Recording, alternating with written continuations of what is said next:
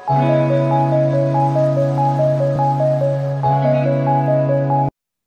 Everyone और स्वागत है आप सबका मेरी चैनल में बीइंग बायोटेक्निकल। और आज के इस वीडियो में हम बात करने वाले हैं चारगाफ्स रूल के बारे में। तो चारगाफ्स रूल को डिस्कवर किया था एक ऑस्ट्रियन अमेरिकन बायोकेमिस्ट ऑरविन चारगाफ ने, और इन्हीं के नाम से इस रूल का नाम पड़ा चारगाफ्स रूल। तो चारगाफ्स रूल सिर्फ डबल स्ट्रैंडेड डीएनए और डबल स्ट्रैंडेड आरएनए में ही अप्लाई हो सकता है, यानी हम चारगाफ्स रूल को सिर्फ डबल स्ट्रैंडेड डीएनए या डबल स्ट्रैंडेड आरएनए में ही अप्लाई कर सकते हैं। तो चारगाफ्स रूल ये कहता है कि डबल स्ट्रैंडेड डीएनए में हमेशा एडेनिन का कंसंट्रेशन थायमीन के कंसंट्रेशन के साथ इक्वल होता है, यानी बराबर होता है, और गुआनिन का कंसंट्रेशन हमेशा थायमीन के कंसंट्रेशन के साथ बराबर होता है। तो जैसा कि हम जानते हैं कि एक डबल स्ट्रैंडेड डीएनए में हमेशा एडेनिन और थायमीन एक दूसरे के साथ बाउंड करते हैं, यानी जुड़ते हैं, और उसी तरह गुआनिन और साइटोसिन एक दूसरे के साथ जुड़ते हैं। तो इस रूल के हिसाब से एक डबल स्ट्रैंडेड डीएनए में हमेशा एडेनिन और थायमीन बराबर नंबर में होते हैं, यानी एक डबल स्ट्रैंडेड डीएनए में हमेशा जितने एडेनिन होते हैं उतने ही थायमीन भी होते हैं, और जितने गुआनिन होते हैं उतने ही साइटोसिन भी होते हैं। और इसी तरह एक डबल स्ट्रैंडेड आरएनए में भी जितने एडेनिन होते हैं उतने ही यूरैसिल भी होते हैं, और जितने गुआनिन होते हैं उतने ही साइटोसिन भी होते हैं। तो चारगाफ्स रूल के मुताबिक डीएनए के केस में एडेनिन का कंसंट्रेशन थायमीन के कंसंट्रेशन के साथ बराबर होता है, और गुआनिन का कंसंट्रेशन साइटोसिन के कंसंट्रेशन के साथ बराबर होता है।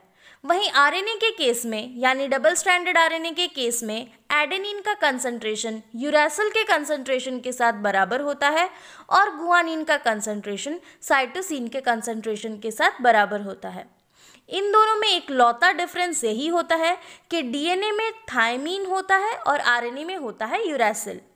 तो अब ये हो गया चारगाफ्स रूल का पहला कंडीशन, यानी A will always be equal to T in case of DNA and in case of RNA U, and G will always be equal to C, यानी A और T या U हमेशा बराबर होंगे और G और C हमेशा बराबर होंगे।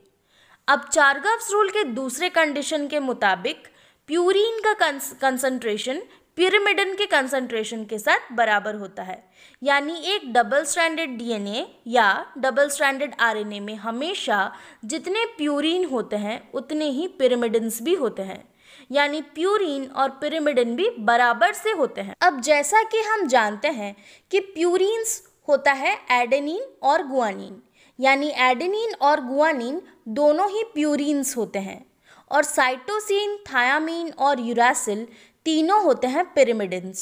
तो चारगाफ्स रूल के मुताबिक एक डबल स्ट्रैंडेड डीएनए या आरएनए में हमेशा जितने प्यूरीन्स यानी एडेनिन और गुआनिन होते हैं उतने ही साइटोसिन, थायामीन या यूरैसिल होते हैं, यानी पिरिमिडिन्स होते हैं।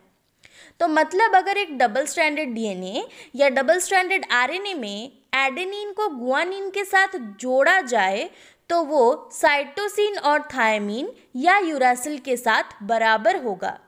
यानी अब हम इस रूल को ऐसे भी लिख सकते हैं कि A plus G is equal to C plus T और U। तो हमेशा याद रखिए कि चारगाफ्स रूल के मुताबिक अगर कोई डीएनए या आरएनए डबल स्ट्रैंडेड है तो उसमें हमेशा एडेनिन और थायमीन या यूरैसिल बराबर नंबर में होंगे, और गुआनिन और साइटोसिन हमेशा बराबर होंगे। और अगर एडेनिन और गुआनिन को जोड़ दिया जाए तो थायमीन या यूरैसिल और साइटोसिन के साथ बराबर होंगे, यानी प्यूरीन पिरिमिडिन के साथ बराबर होगा। तो चलिए अब कुछ क्वेश्चंस को सॉल्व करते हैं चारगाफ्स रूल को अप्लाई करके। तो पहला क्वेश्चन है ये कि अगर कोई डीएनए 60 न्यूक्लियोटाइड्स लंबा है, यानी किसी डीएनए में 60 न्यूक्लियोटाइड्स हैं और उन 60 न्यूक्लियोटाइड्स में से 25 हैं गुआनिन, तो क्या ये एक डबल स्ट्रैंडेड डीएनए हो सकता है? तो हमें यहाँ ये पता करना है कि ये डबल स्ट्रैंडेड डीएनए है या नहीं। तो ऐसे क्वेश्चंस को सॉल्व करने के लिए हमें सिर्फ चारगाव्स रूल को याद करने की ज़रूरत है, जो कहता है कि अगर कोई डीएनए डबल स्ट्रैंडेड है तो उसमें जितने गुआनिन होंगे उतने ही साइटोसिन भी होंगे। तो अगर इस डीएनए में गुआनिन है 25 तो इसमें साइटोसिन भी 25 ही होंगे। और अगर गुआनिन और साइटोसिन दोनों 25-25 हैं तो टोटल 50 हुए सिर्फ गुआनिन और साइटोसिन। और क्योंकि ये डीएनए 60 न्यूक्लियोटाइड्स लॉन्ग है जिसमें 50 हैं गुआनिन और साइटोसिन, तो बाकी के 10 डेफिनेटली एडेनिन और थाइमिन ही होंगे। तो अगर ये एक डबल स्ट्रैंडेड डीएनए है तो इसमें जितने एडेनिन होंगे उतने ही थाइमिन भी होंगे, और अगर दोनों को मिला के 10 है तो एडेनिन और थाइमिन दोनों होंगे 5-5। तो अब चारगाव्स रूल का पहला कंडीशन यहाँ सही बैठता है क्योंकि इसमें एडेनिन और थाइमिन बराबर नंबर में मौजूद हैं और गुआनिन और साइटोसिन दोनों ही बराबर नंबर में मौजूद हैं।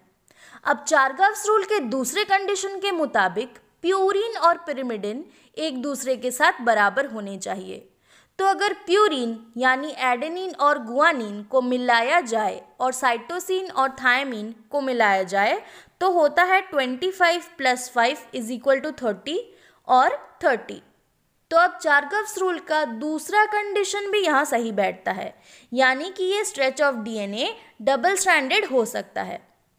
तो अब चलिए दूसरे क्वेश्चन को सॉल्व करते हैं।